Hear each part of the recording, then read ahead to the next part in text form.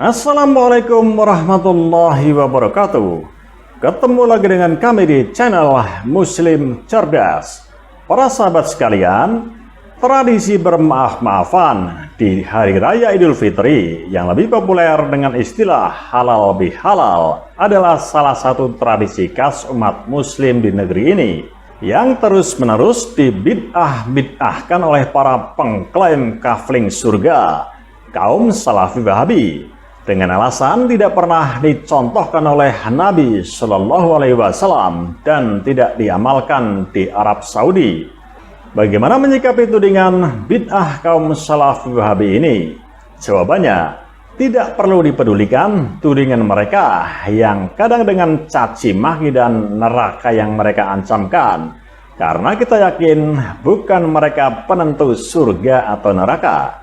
Bagi kita kaum Ahlus Sunnah wal Jamaah, acara semacam itu adalah momentum dan sarana yang tepat untuk memberikan nasihat dan pencerahan bermanfaat kepada umat. Kita yakin banyak muslim di luar sana yang membid'ahkan halal bihalal. Silakan saja, itu hak mereka. Halal bihalal memang hanya ada di Indonesia dan tidak ada dalam literatur bahasa Arab. Halal bihalal merupakan budaya Islam di Indonesia yang menggabungkan bahasa Arab, halal dan halal.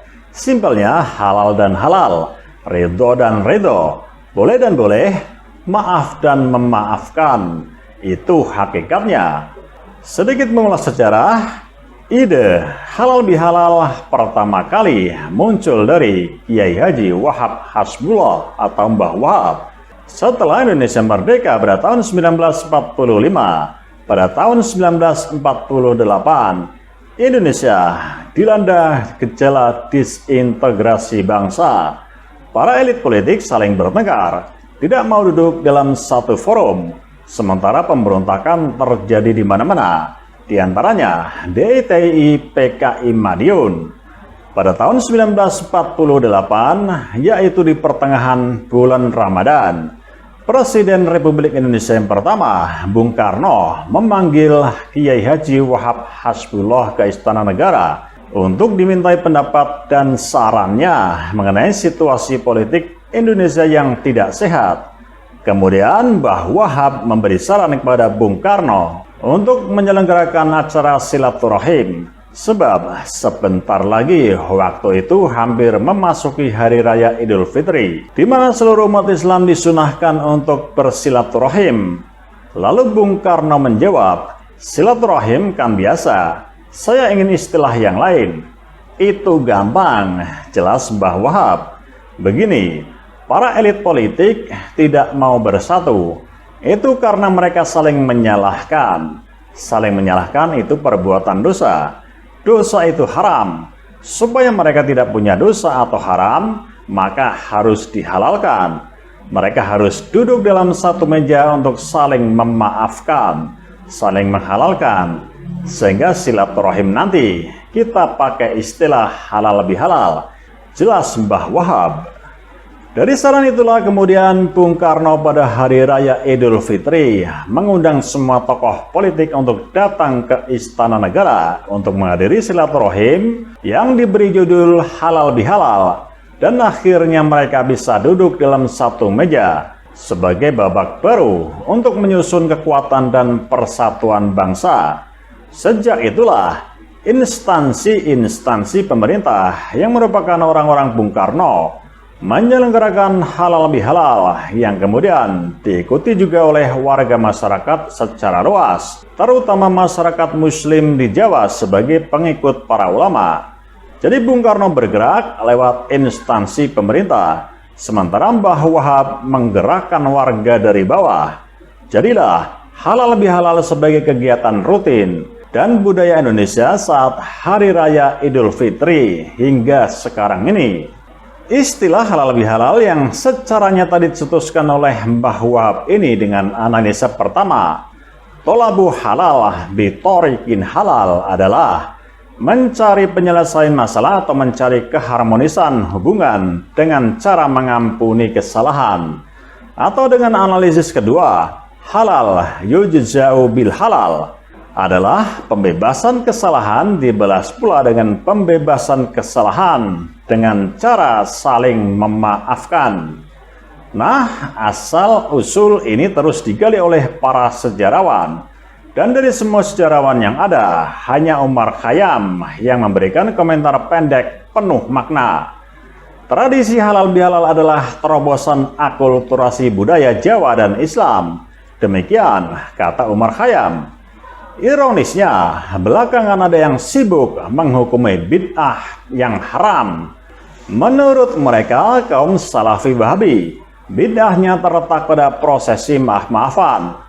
Andai saja tidak ada prosesi maaf-maafan, maka kumpulnya umat Islam dalam rangka menyambut Idul Fitri itu sah-sah saja. Sebuah tudingan yang sulit dinalar dengan akal sehat.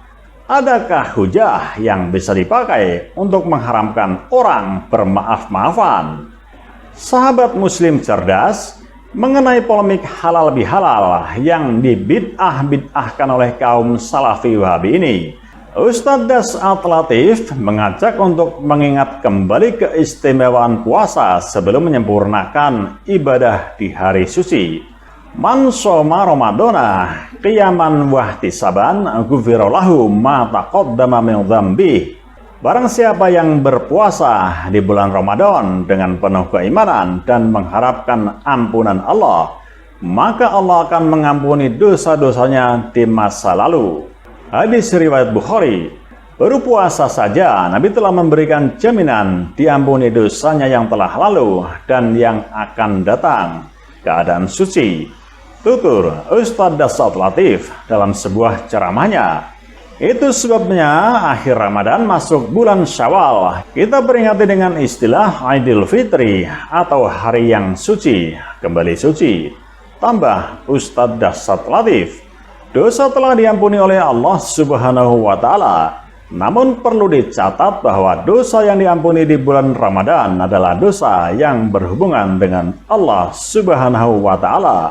Sementara dosa dengan teman kerja, keluarga, pasangan, suami istri belumlah diampuni sebelum meminta maaf sama yang bersangkutan. Oleh karena itu, menyempurnakan kesucian di bulan Ramadan, masuk 1 Syawal, umat muslim dianjurkan untuk menyambung tali persaudaraan yang putus. Kita umat Islam punya tradisi yang disebut halal bihalal, yang tadinya tidak halal menjadi halal.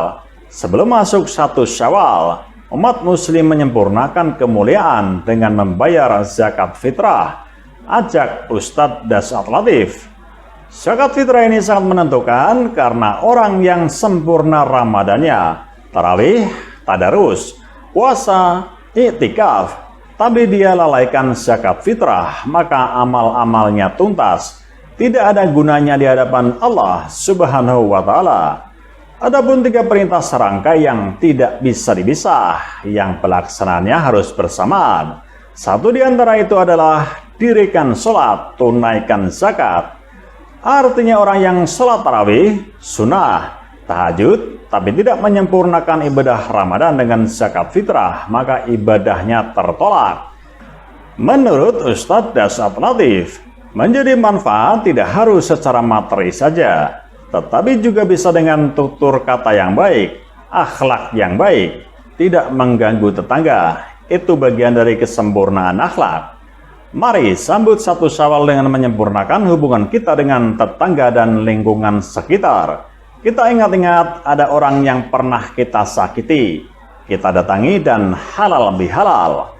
Pungkas Ustadz Das'at Latif.